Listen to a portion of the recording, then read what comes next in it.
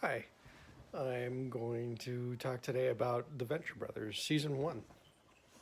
I've seen The Venture Brothers, many times over the past years. The Venture Brothers Season 1 came out in 2004, I think. That's what it says at the end. It's hard for me to remember. It doesn't really matter.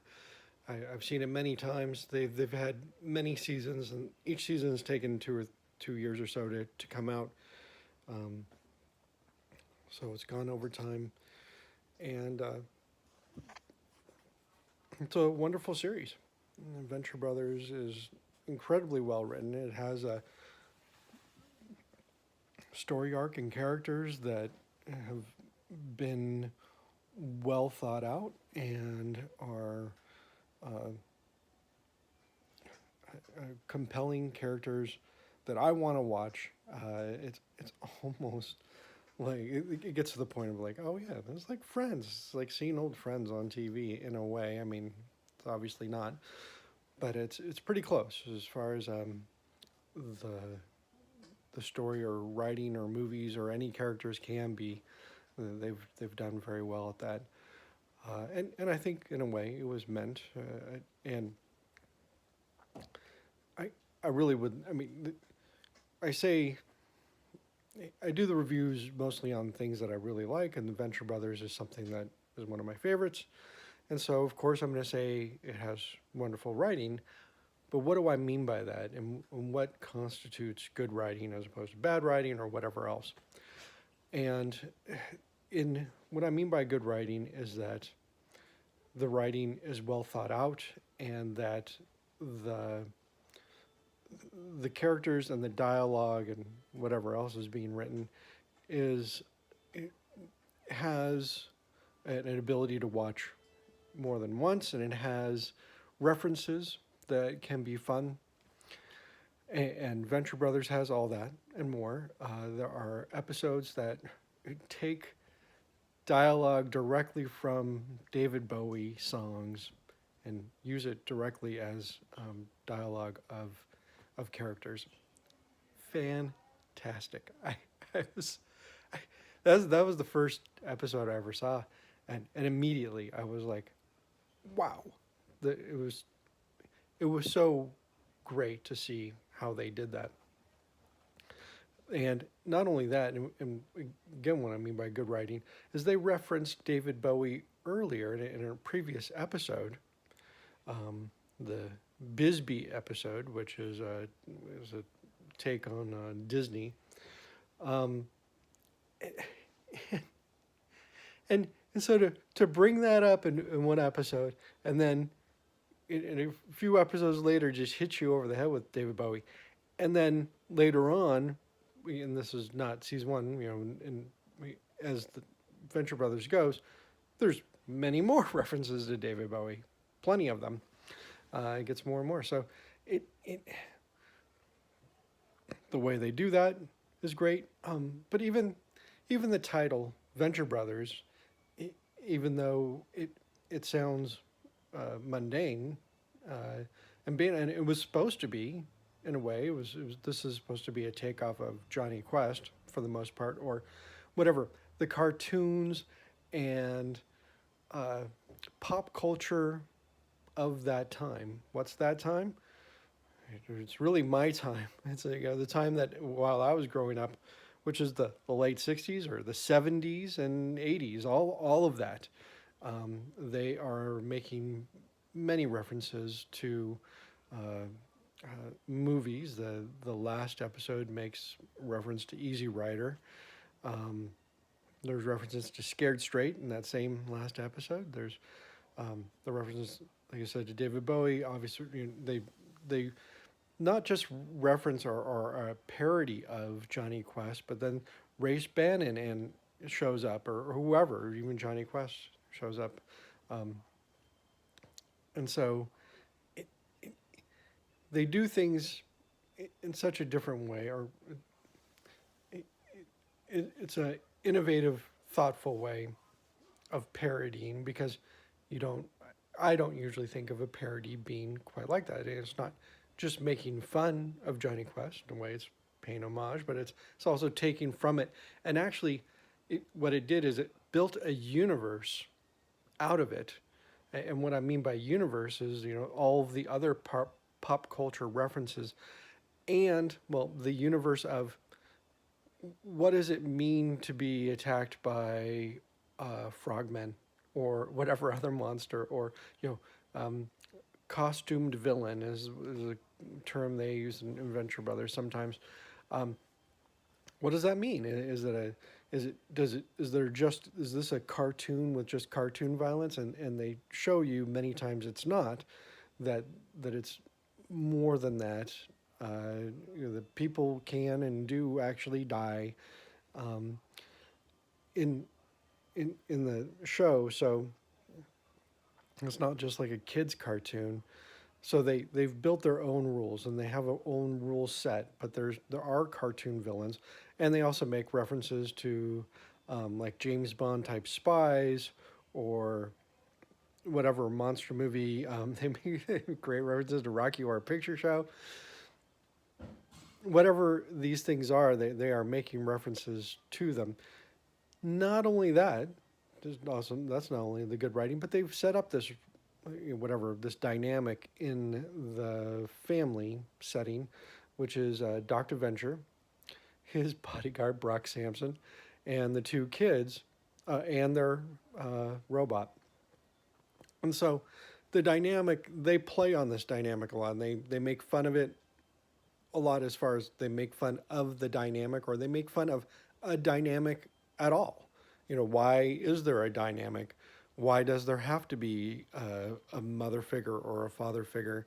But they play on that, and very fun sometimes. And what I enjoy, especially as going back and seeing it over again, the first time it didn't really hit me as much, but this time I was kind of looking for how Brock Sampson takes on mother roles, and he does, and this in this first season, there's more than one time where um, where both the father and the kids may be in trouble, and Brock goes after the kids first, even though supposedly his mission is to protect Dr. Venture. He's going to go rescue the kids first. All he cares about is the kid. Well, not all, but that is definitely his first priority. Um, and so it's fun that way, and they definitely, well, seems to me, I keep seeing this protective mother figure, and because he's not their bodyguard, but he definitely protects them. Um, and there's times when Dr. Venture he's definitely the more effeminate, whereas Brock Salmon is way overly masculine, but also that's again where they're playing this, whatever uh, odd couple reference with the two of them, and even though Brock being the manly one, he is more of the mother figure toward the kids, and he's the one who disciplines the kids, and he's the one who takes care of the kids, whatever else, and reads stories with the kids, everything. So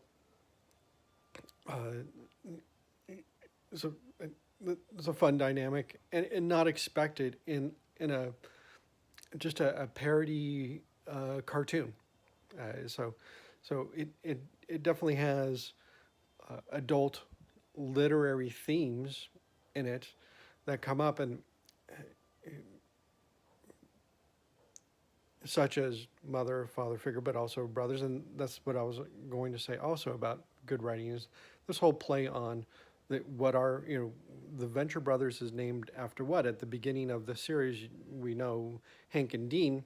Also in the very beginning of the series, again, how they reference things or pull things through this whole season, if not, the whole show. But I'm just talking about season one, where they started with the Doc Venture having the dreams about the something like a womb setting, and then in this last episode, you find out that he does have a brother. So, the Venture Brothers could mean Hank and Dean, or it could mean um, Rusty, who's Dr. Venture, and his now brother. He has a twin brother, Jonas Jr.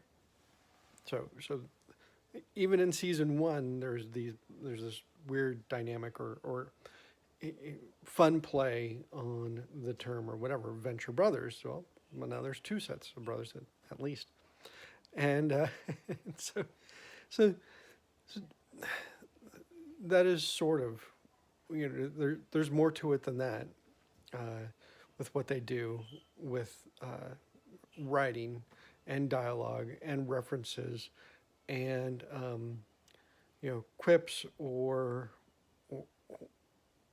or how they lead the audience one way or the other. They are very aware of what they are doing, and in season one, they definitely they make these vague references to um, the venture, to the Hank and Dean venture, the boys, but you don't really realize until season two what those references were meant. They were hints as to the real nature of the Venture Brothers, which this has been whatever 16 years more since the show. There's no reason to withhold things, but there's also no reason to spoil it. There's nothing at all. I've already mentioned a few spoilers, and that's fine. Um, and I think in other reviews later, I can go into more the other references and other points about the show. I mean, it has certain shortcomings too, but in a way, their shortcomings are, they know them. They weren't trying to make um, the greatest American story ever. They are doing a cartoon parody, and in that they do a wonderful job. Very fun job. It is so fun that I've been able to watch it multiple times and still enjoy watching it over again. And I'm doing it this time and loving it. So um, if you haven't yet watched The Venture Brothers, it's something you really should do. It's a lot of fun. It, it, the humor isn't necessarily out loud funny like some jokes might be. They are really in the knowing the different characters and um, that understanding of how cartoons or movies or whatever it is um, worked back in the day, uh, and so there are times they are very over the top with just how dramatic they are. Kind of at the beginning of Yard Sale, where they've lined up the set of the security, and they are talking about it as if it's like almost a suicide mission, and incredibly, and they, they execute one of them. It's horrible. Or you don't see that, but and but it's just for a yard sale. So that's the fun. Or in that they also make references to one of the members of the Depeche Mode, and to me that's incredibly funny because those references or those sorts of things are things that I can see my friends talking about. That's what I was kind of getting at. Those are things that people will discuss and sometimes make fun of, but they're doing it right there in the show. So wonderful. Oh yeah, no, that episode too. Just tons of stuff. And then with the lightsaber and one of the henchmen uh, buying the lightsaber and then realizing it's just the look of it and doesn't actually do anything. And he's so gypped in he had to pay all the money for it. But funny stuff. Uh, and they don't do it with a laugh track. They aren't necessarily trying to be over the top funny. It is the the humor is in the writing and the characters and how they relate, and it's not um, Friends or situational comedy like that. It's in a way much more real, even though they're talking about these or the costume villain stuff and all that. And uh, the Monarch, I guess I need to talk about the Monarch. It's hilarious. And a guy with enormously long eyebrows and uh, it, it, the way that he has grown even in season one is a lot of fun to watch. So